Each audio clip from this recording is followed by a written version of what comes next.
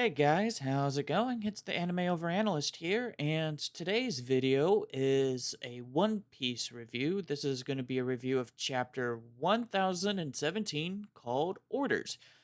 And just to kind of quickly start off, we've got our cover page of just Buggy the Clown. It almost looks like he's playing like a Rubik's Cube with a monkey. The cover art request is called A Chimpanzee Assembling Buggy's Body Like a Puzzle. And yeah, it just looks like a whole bunch of Rubik's Cube fruits. Nothing else really much special with it. It's just a wacky Oda picture, which I, gotta praise Oda because, he likes to come up with these wacky designs. So I appreciate that. So we basically take start off with Otama preaching approaching the balcony overlooking like the entire war zone area. Down below we have Queen taking on Sanji, and they're all going back and forth. And Queen's about to speak, and Tama is about to speak, and Queen's like, "Why is there a kid up in the balcony? She's not ready. She shouldn't be here for a war zone," and kind of spooks Tama out. And basically, she was about to like faint again, and like Usopp brings her back, and she goes, "Hey, everyone who ate my dongo." Yeah, what did she say? Everyone who ate my Kibi Dango, please listen to me. Big Bro Luffy and his friends Momonosuke are retainers. You're on their side now. So she's basically telling all the, I believe it was all the gifters, like, or, pleasures and stuff. Hey, you're on my side now. Everyone that I gave my dongo to, you're on our side now. And so, like, the battle started to turn. We kind of knew this was coming because, the entire purpose of getting her to the live stage was so that she can make this giant announcement. So she does that, and we get several panels of like Jimbei talking to Who's Who in the beginning, saying like uh Who's Who's like, "Oh, Jimbei, you've dug yourself into a hole, you're outnumbered, you're outmatched." And Jinbei is like, "Of course, we showed up knowing 5,000 to 30,000. I'm going to have to take several people on. Like, we all came prepared knowing that. You're not fooling anybody." And so the everyone, starting to betray the pleasures, doing all the betraying really starts creating even more chaos.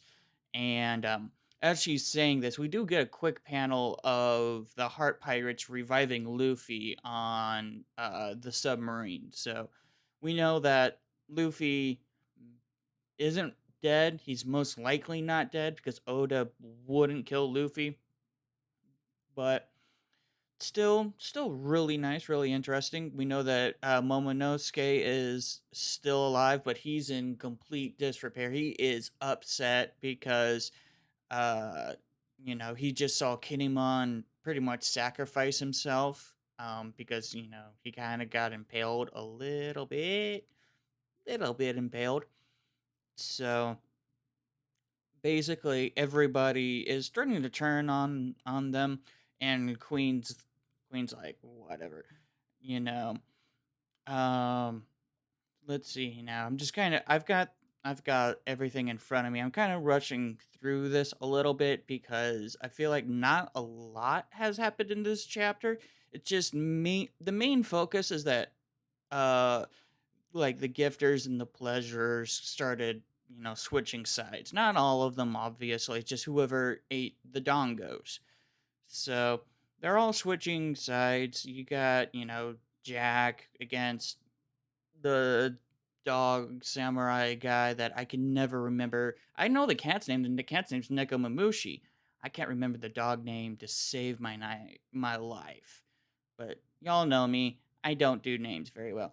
One of my favorite panels is Hamlet coming in and just knocking some dude's head, brains out. It's actually kind of funny because Hamlet is, it's like he's got the body of the giraffe, and you go all the way up to the neck. So regular giraffe from like the head down, kind of running around kicking, kind of like a cowboy. So it's actually a really fun design. I actually kind of like Hamlet's design. It's one of my favorites. That's actually kind of funny. And so he's literally running around, and panic is going all over the place. And Usopp and Nami's congratulating Tama for, being brave enough to command all those people. And when they're doing that, Queen's like, screw it, I'm gonna just blast her. I'm gonna use my laser blast to send her away, because that's what Queen does. And Sanji goes and sends down a Collier strike onto Queen's head and just knocks him. It's such a cool panel. And Queen goes, "Oh, you're Judge's brat, aren't you?" And Sanji's like, "Don't you dare say that name in front of me again. I do not claim Judge as my father. You must have been one of his scientists that worked for him." And Queen says, "Oh, yeah, the Mads, Mads. Oh yeah, they're ancient history. I don't really care about them anymore. But hey, I'm a cyborg, so that's a plus. See, I can wield all sorts of weapons." He just starts brandishing like claws and sabers and everything. He's like, yeah, he's basically Frankie. He's literally Frankie. And so I think when, the arc started, forming, there was, a hope that maybe Queen against Frankie, cyborg versus cyborg fight. That would have been really cool. But we got this, which is still really cool, Queen versus Sanji. And so Sanji's like, "Hey, Chopper, how are you holding up?" And Chopper's like, "I'm doing great. This magical healing medicine that Miyagi has sent me from Zoe is wonderful."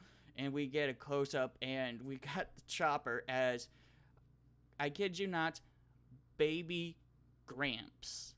Like, he not only did the last Rumble he take, it both aged him and like made him young at the same time. That's really cool.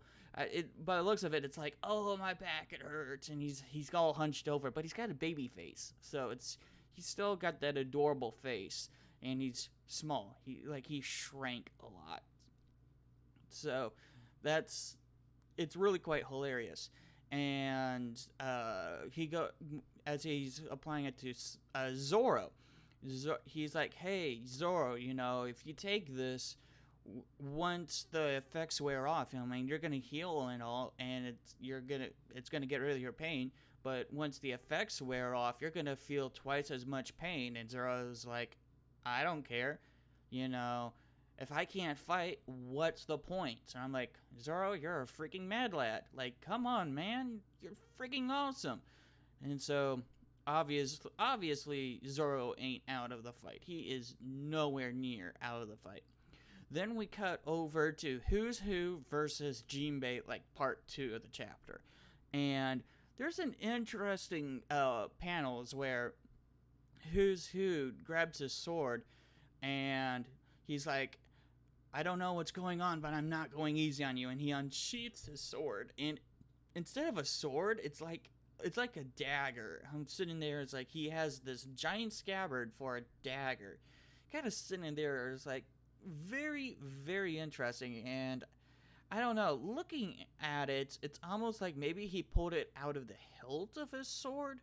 Like it was a sword, like a dagger inside of a sword, maybe. It's a little confusing, but I'm looking at it, it's like, what's with this tiny little weapon pulled out of like a bigger sheath? So that might have just been more of a comedy thing. But he's going up against, Jinbei, and Jinbei's using Fishman karate, sending like shock waves after him, and he, Who's Who, gets out of the way by doing a Tempest kick. And I'm glad that I picked this up immediately when I first read this. Basically, I saw Tempest kick, I'm like, oh, that's one of the CP9 moves. That's one of the CP moves. And Jinbei goes, "Iron Body," writes, "Those are the 6 powers of the government official." So I'm like, oh yes, that's correct. So literally, he validated my thinking literally the next page, which made me feel a little bit happy. And Who's Who goes, "Oh yeah, yeah, I was initially like a candidate for CP9, I was supposed to rival Rob Lucci, but I kind of made a little bit of a mistake about 12 years ago." And Jinbei's like, "Oh, really? That's interesting. What kind of mistake?" And he's like, "Well, you said yourself that you're part of the Straw Hat crew. And that name really kind of irks me a little bit. It kind of makes me feel a little burned from the past." And Jinbei's like, "Huh? That's weird." And so he goes, "Yeah, 12 years ago, I was on a government ship, and I was supposed to protect a certain fruit, and I failed in that, and so they kind of locked me in prison for that. You know what that fruit was? It was the gum gum fruit." Mind blown, I suppose. I do remember during the Impel Down, there was somebody who escaped from Impel Down.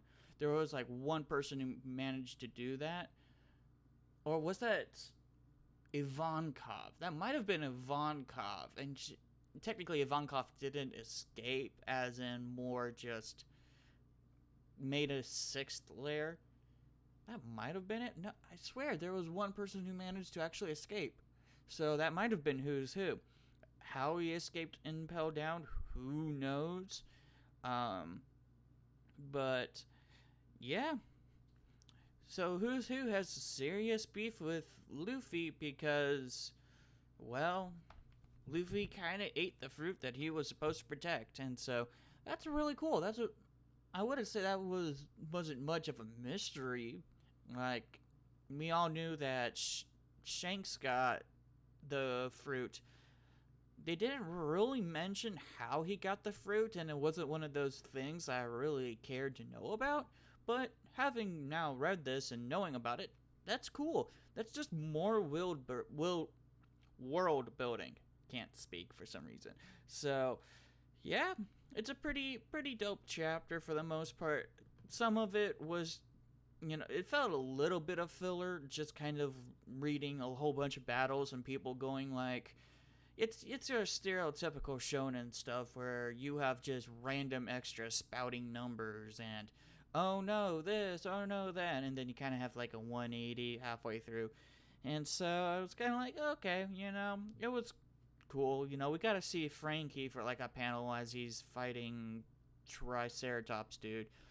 As you know, I'm so bad with names. I'm not taking 101 or freaking Grantline review. Like, I am so bad with names, and One Piece is one of those where, like, there's, I believe, over 1,000 characters, and so I'm not gonna try and remember every single character.